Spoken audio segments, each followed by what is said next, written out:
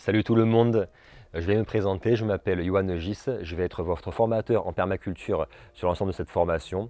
Et pour vous dire deux mots sur moi pour quand même savoir à qui vous avez affaire, moi à la base, je suis fils de paysan sur plusieurs générations. J'ai toujours baigné dans la terre, littéralement depuis mon enfance. Et en fait, je suis le premier à avoir été à l'école en soi, grâce au travail de mon père et de mes aïeux. Et en fait, j'ai commencé assez rapidement à m'intéresser à l'agriculture à l'âge de 15 ans. Au final, j'ai passé des années à étudier sur les bancs de l'école et en même temps des années à apprendre le métier, les différents métiers du paysage, de la pépinière, du maraîchage, de l'arboriculture, de l'horticulture, etc. durant mes stages, puisque j'ai tout fait en alternance pour gagner un petit peu ma vie.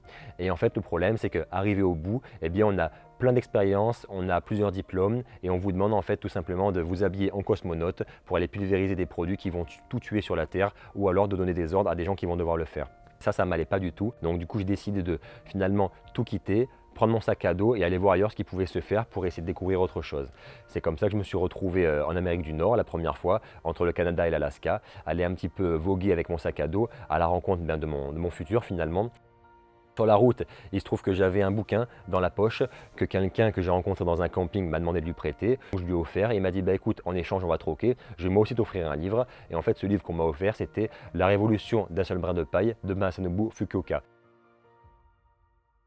qui en fait est un des pères fondateurs de l'idée de la permaculture et qui m'a ouvert les yeux en quelques jours puisque j'ai dévoré ce bouquin et je me suis dit waouh, c'est incroyable, comment est-ce possible qu'en plus ou moins 10 ans d'études on ne m'ait jamais parlé de permaculture, je n'ai jamais entendu ce mot.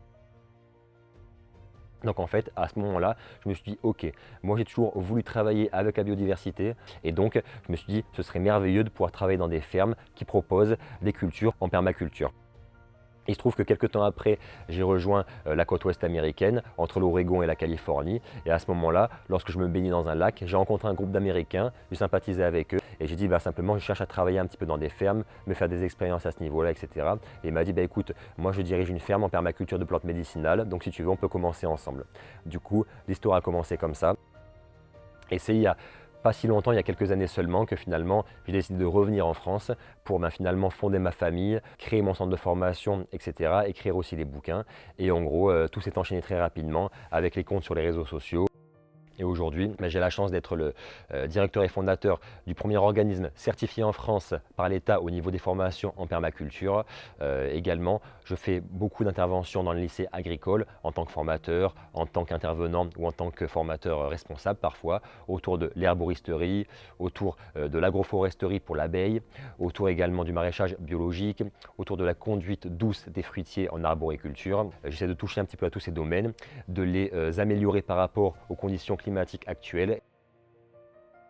Et du coup, mon parcours finalement personnel et professionnel m'a emmené à la permaculture comme à d'autres choses. Mais c'est vraiment cette matière-là qui est restée dans mon cœur et dans ce que je voulais faire.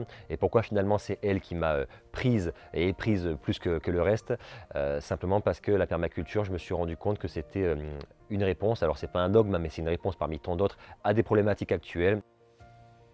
Et qu'en fait c'était vraiment bien plus à la base qu'un mode de production, mais une philosophie de vie globale.